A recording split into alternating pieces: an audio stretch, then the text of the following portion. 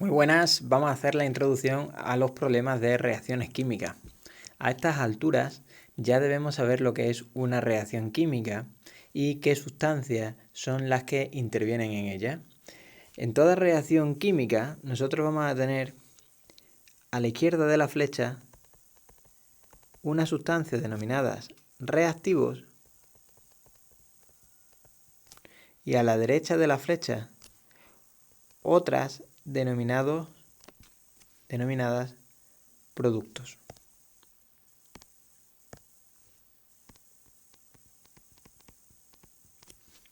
Esos reactivos y esos productos pueden ser cualquier tipo de sustancia. Yo a esas sustancias las voy a poner ahora A mayúscula, B mayúscula y C mayúscula. Esas sustancias colisionan entre sí para formar otras sustancias nuevas que voy a poner aquí D y E, ¿vale? La cantidad de reactivos y de productos pues será dispar. Unas veces tendremos un reactivo y dos productos, otras veces tendremos dos reactivos y un producto, o dos reactivos y dos productos. Eso puede ser de cualquier manera, ¿vale? Y lo que hemos dicho es que los reactivos colisionan entre sí, entonces se rompen y luego se recombinan formando unas sustancias nuevas que son justamente estas, ¿vale? Los productos. Escribir esto ahí más centrado. Bien. ¿Qué cosa debemos saber? Bueno, pues debemos saber que a cada una de esas sustancias se le debe escribir delante unos números que son los llamados coeficientes estequiométricos. En vez de números aquí estoy poniendo letras minúsculas, pues porque, a ver, me podría inventar los números, ¿eh? Si os queréis inventar los números, pues lo podéis hacer. Por ejemplo, poniendo aquí 2, 3, 1, 5 y 2 otra vez, ¿vale? Pero bueno, aquí no tiene sentido poner números porque tampoco sabemos nosotros cuáles son las sustancias. Entonces, que sepáis que aunque yo esté escribiendo esas letras minúsculas, que sepáis que en el sitio de esas letras minúsculas van a ir unos números llamados coeficientes estequiométricos.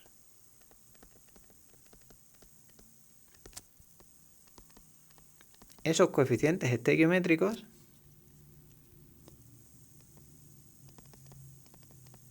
garantizan que haya el mismo número de átomos de cada elemento en la parte de los reactivos y en la parte de los productos. Entonces, si vemos aquí un ejemplo rápido,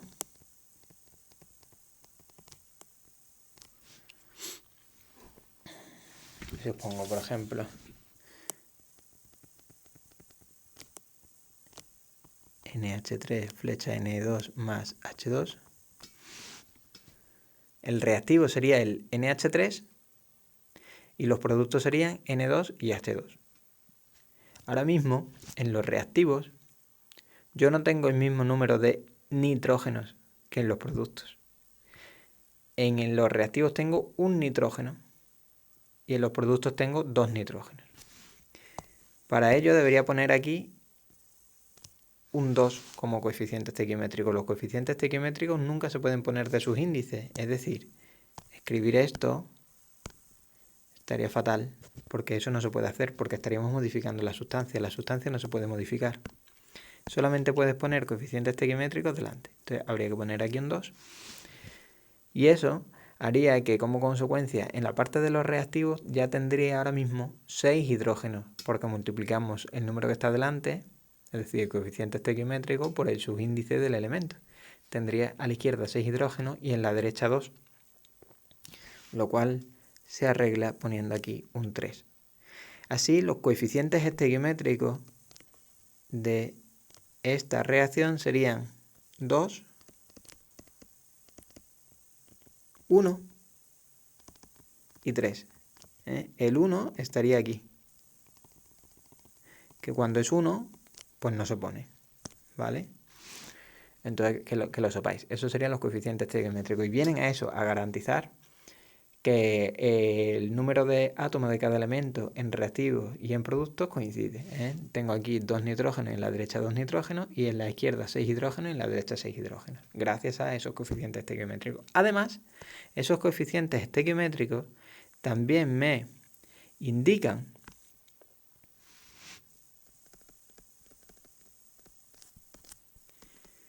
la proporción en que se consumen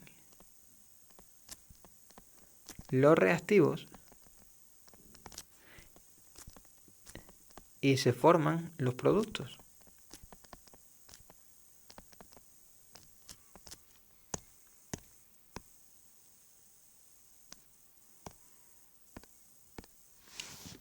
¿Vale?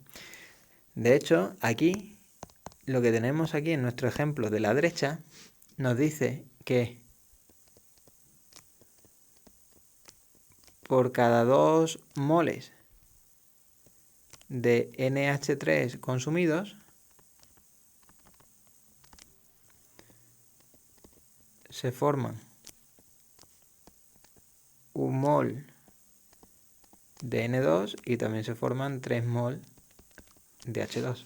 Y esa información se denomina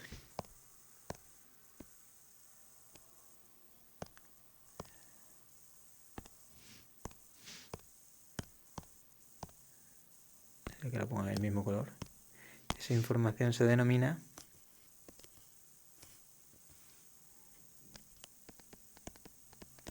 estequiometría de la reacción química.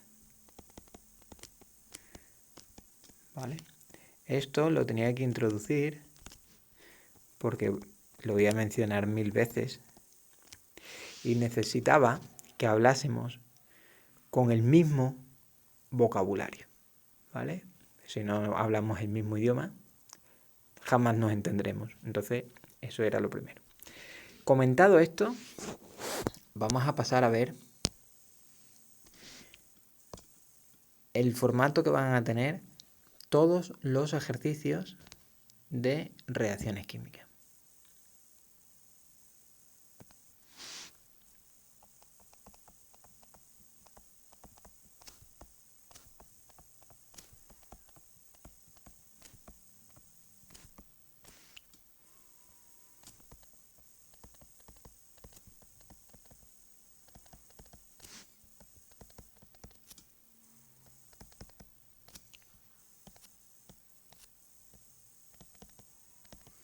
A ver, todos van a tener lo siguiente. Nos van a dar el enunciado, que será una cosa así, donde va a venir escrita la reacción que a mí me interese, y los pasos que nosotros vamos a seguir van a ser los siguientes.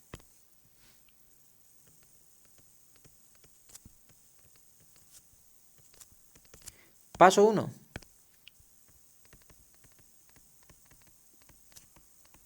Ajustar la reacción. Ajustar la reacción consiste en poner los coeficientes estequiométricos. Esto es algo que ya sabemos hacer.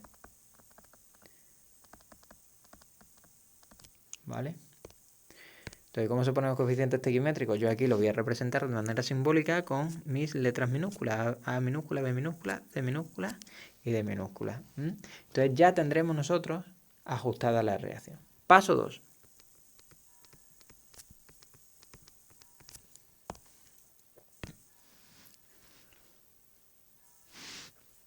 Escribo la reacción debajo ya ajustada y pongo los datos de cada sustancia, así como lo que me preguntan en el problema. Entonces, eso lo voy a escribir aquí debajo. Yo voy a escribir mi reacción, así cogiéndome el ancho de la libreta.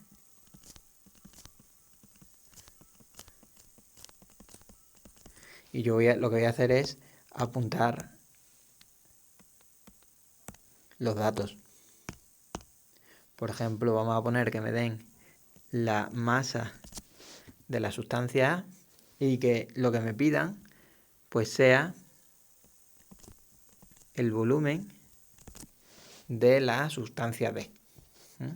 Pues eso ya lo tengo yo ahí apuntado. Una vez lo tengo hecho, vemos que los pasos que estamos escribiendo aquí en la derecha lo estamos haciendo aquí también.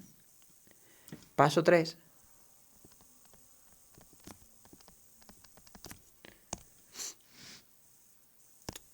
Consiste en plantear el problema.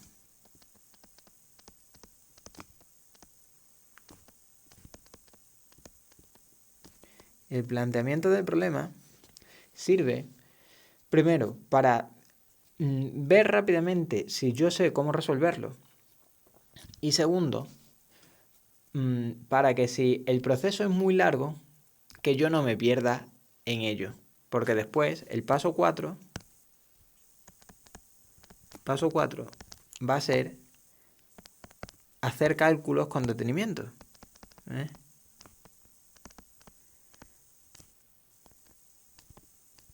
Y con todo tipo de detalles. Pero si yo me pongo directamente a hacer los cálculos, me voy a poner a hacer cálculos como un animal sin saber si lo sé resolver o no. Porque a lo mejor hago 2 o 3 cálculos y digo, bueno, ¿y ahora esto para qué me sirve? O ahora cómo sigo. Y resulta que he perdido a lo mejor 10 o 12 minutos y ese tiempo me hubiera valido para otros ejercicios del examen. Y después de esos 8 o 10 minutos o 12 minutos me doy cuenta de que ya no sé seguir más. ¿Cómo me lo hubiera ahorrado? Haciendo el planteamiento del problema. El planteamiento del problema nos lleva muy poco tiempo porque es algo que hacemos aquí de manera esquemática y ya está. Entonces, este paso, el paso del planteamiento del problema, es lo más importante de todo el problema de reacción química. ¿Que algunos profesores se lo saltan? Pues sí, vale. ¿Por qué? Porque al fin y al cabo tú haciendo los cálculos obtienes también la solución. Pero es didáctico. No todo lo que yo quisiera. Didáctico es que tiene que se puede transmitir bien al alumno. Eso es algo didáctico. Entonces, el alumno siempre lo va a comprender mejor haciendo el planteamiento.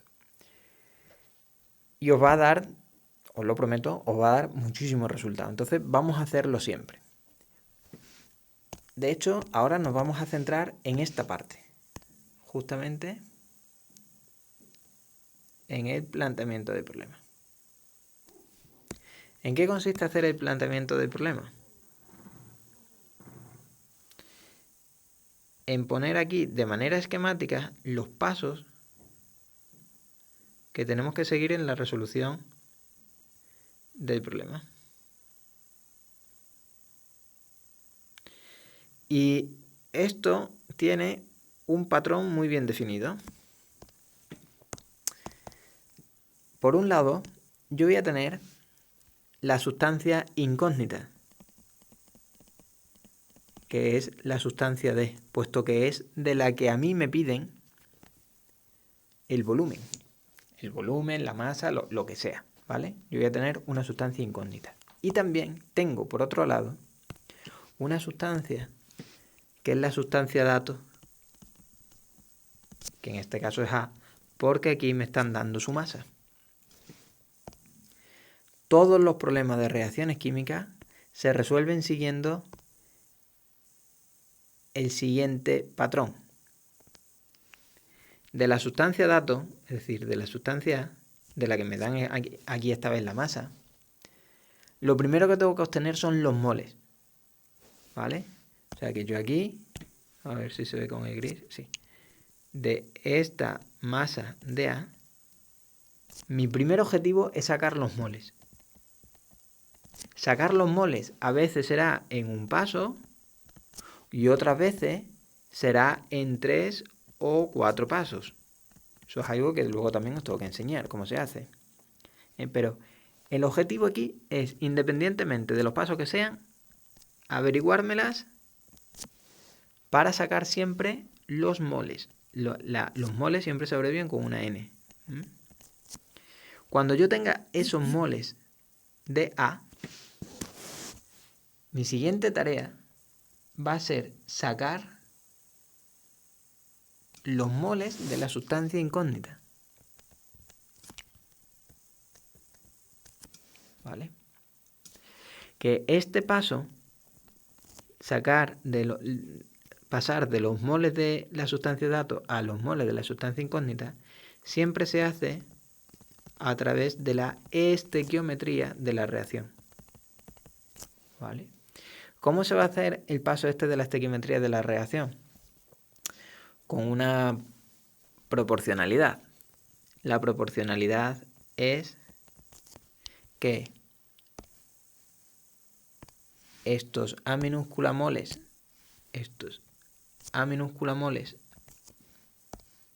de A, cuando reaccionan A minúscula moles de A, se obtienen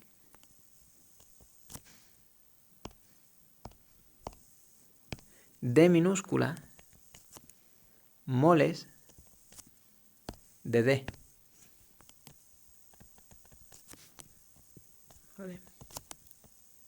Entonces, a partir de los moles de A que yo tenga ahí,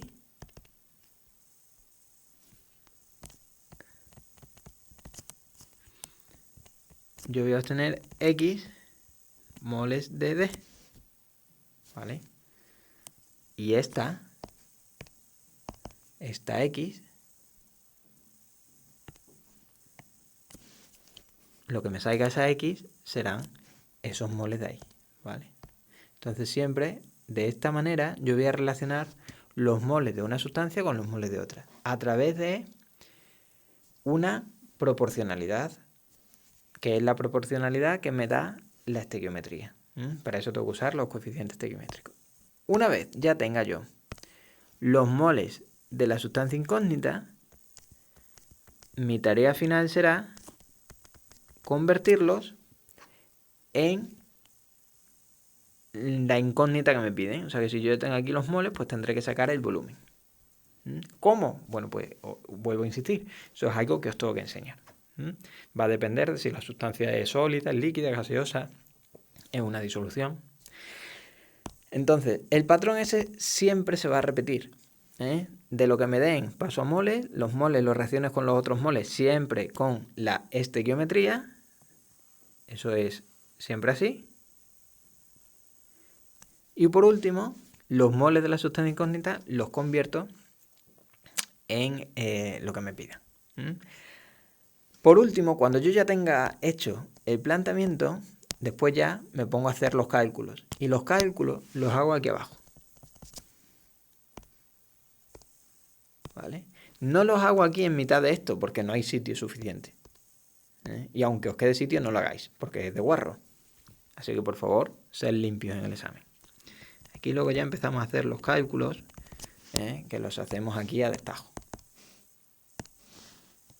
Uno, otro. Ahí ya hacéis todo lo que queráis, ¿vale? Y las soluciones que nos vayan saliendo, las soluciones intermedias que me vayan saliendo, pues las voy recuadrando. Voy a recuadrar. Y la solución final la recuadro del todo, ¿vale? Ahora, esto ya que es lo único que me queda por comentar. ¿De qué manera hay que ir pasando de unas magnitudes a moles? De unas magnitudes a otras a moles. ¿De qué manera lo tengo que ir haciendo? Vale. Pues eso lo voy a hacer con este resumen que yo os voy a poner aquí. Resumen de cálculos para pasar a moles. Vamos a hacer 4 apartados diferentes dependiendo de si la sustancia es sólida, líquida, gaseosa o es una disolución. Además, nosotros vamos a saber si se trata de una sustancia u otra porque en cada una de ellas, al ladito a la derecha vendrá entre paréntesis S, que significa que es líquido, que es sólido, paréntesis L, que significa que es líquido, paréntesis G, que es para gases, y paréntesis AC, que significa que es que la sustancia que venga escrita está en medio acuoso, es decir, va a ser el soluto de una disolución. Muy importante. Siempre la sustancia que venga con un AC entre paréntesis va a ser el soluto de una disolución. Eso hay que tenerlo muy claro. Entonces, para los sólidos, ¿qué me pueden dar? Pues me pueden dar la masa de una muestra impura, o me pueden dar una masa, que esa masa que me den ya sería, si no especifican, va a ser la masa pura, o luego los moles. De la muestra impura, vamos a poner que yo de sustancia pura tenga esto. Pues luego tiene, si tengo una muestra impura, pues puede tener, aparte de lo naranja, puede tener un añadido. Entonces, hay veces que lo que me dan es la piedra, una piedra o un cachito de roca, que aparte de tener al sólido que yo quiero, al mineral que yo quiero, eso podría ser oro, por ejemplo. Aparte de tener oro, a lo mejor lleva añadido fusca, lleva barro, lleva cosas. Entonces a lo mejor me dicen que la muestra impura con el barro incluido es, vamos a poner 80 gramos, pero que de oro solamente es el 75%, ¿vale? Bueno, pues ese 75% sería el porcentaje de pureza. Entonces, haciendo el 75% a los 80 gramos, ya me quedo yo con lo que sería la masa pura de oro. Entonces, ahí hay que hacer un calculillo, ¿no? Cuando yo ya tenga la masa pura de oro, entonces ya después sí que puedo sacar los moles de oro, que es lo que a mí me va a interesar. A mí ni el barro, ni la fusca, ni el chicle pegado que venga ahí al oro me va a interesar. Yo lo que necesito es siempre la masa pura para después sacar los moles. Ahora, ¿qué fórmulas vamos a utilizar en cada caso? Pues para pasar de la muestra de la masa impura a la pura, vamos a utilizar el porcentaje de pureza, que suele abreviarse así: porcentaje pur es igual a masa pura por 100 entre masa impura. Y la masa, desde la masa pura, para sacar los moles, vamos a utilizar nosotros la fórmula de la masa molar, que es masa entre moles, ¿vale? Entonces, este sería el proceso para convertir desde muestra impura hasta moles. Este proceso también puede ir al revés, porque recordemos que habrá veces que desde los moles tengamos que sacar nosotros esa incógnita. Pues nada, lo recorremos en el orden inverso y ya está. En el caso de los líquidos, a mí lo que me pueden dar es un volumen del líquido, y eso, antes de nada, yo tendré que pasarlo a masa. Una vez lo tenga pasado a masa, luego ya es muy fácil pasar a moles, porque de masa a moles siempre se va a hacer con la misma expresión. Siempre se va a hacer a través de la expresión de la masa molar. ¿Vale? La cosa está en cómo pasamos del volumen a masa. Pues eso se hace con la fórmula de la densidad, donde densidad es igual a masa partido por volumen. Las cosas que me pueden dar es volumen del líquido, masa del líquido o moles. Recordemos, si me dan los moles, pues yo ya los tengo. Pero si me dan el volumen, yo no puedo sacar directamente los moles. Tengo que seguir ese camino de manera obligatoria. Para que vosotros no tengáis que pensarlo, pues ya os lo doy yo hecho. Ese es mi trabajo. En el caso de los gases, pues bueno, me suelen dar dos cosas. O bien me dan la masa del gas, que para pasar a moles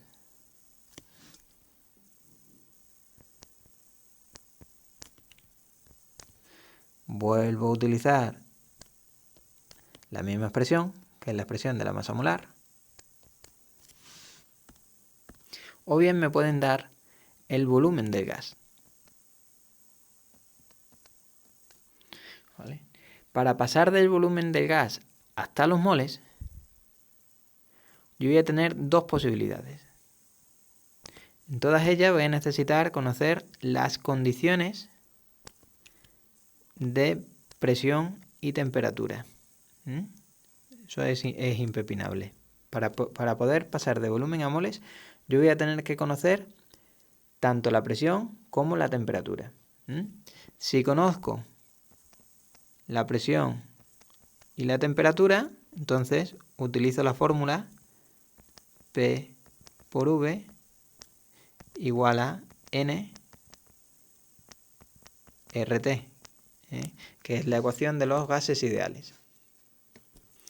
Y la otra posibilidad es hacer también una proporcionalidad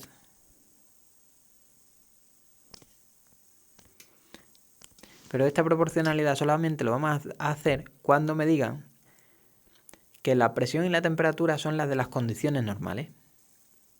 Si estamos en condiciones normales, que se abrevia así, de presión y temperatura, donde esas condiciones normales son una atmósfera de presión y 0 grados centígrados de temperatura, que hay que pasarlos a Kelvin sumando 273, si yo estoy en esas condiciones, entonces puedo hacer una proporcionalidad y es diciendo que un mol de gas ideal en condiciones normales ocupa 22,4 litros, así que N moles ocuparán X litros o V litros.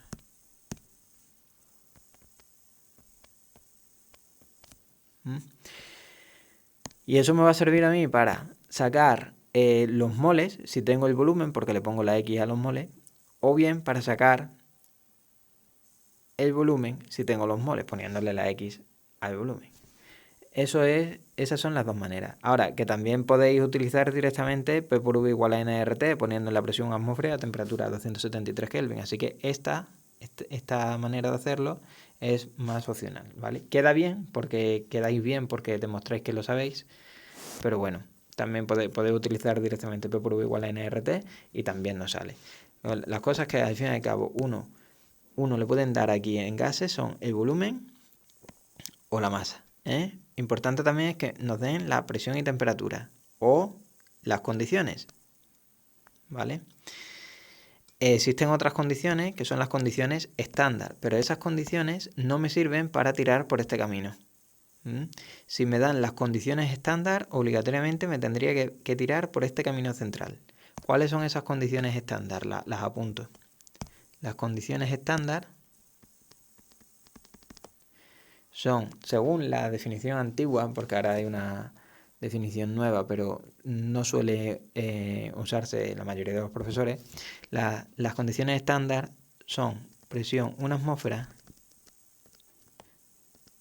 y temperatura de 25 grados centígrados, que en Kelvin son 298.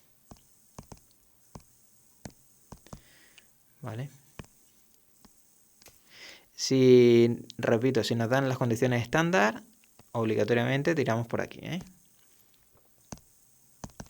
Vale. Por último, en el caso de que trabajemos con disoluciones, pues aquí ya sí que me van a poder dar diferentes cosas.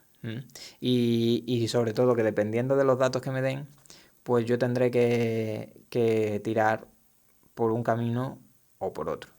Los datos que me pueden dar son los azules y también estas cositas. Uy.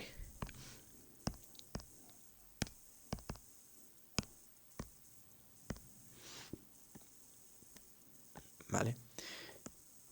Cuando me den estas cosas moradas, pues yo tendré que elegir un camino u otro, dependiendo de las cosas que me den. Lo vamos a ver ahora más claro aquí en disoluciones.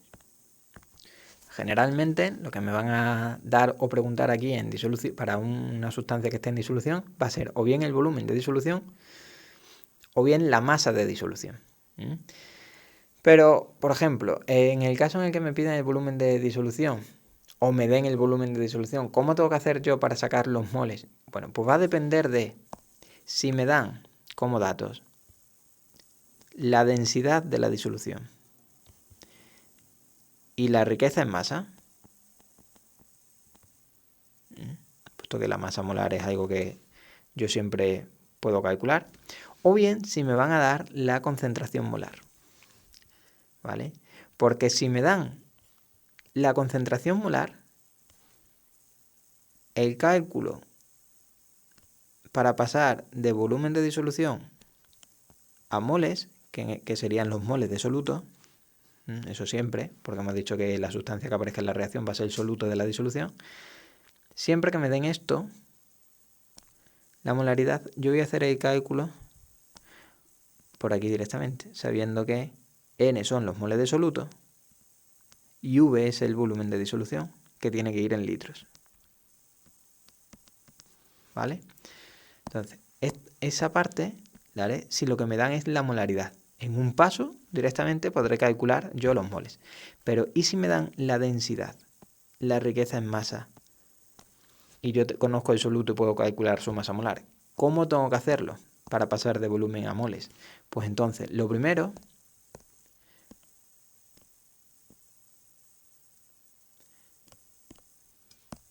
va a ser sacar la masa de disolución.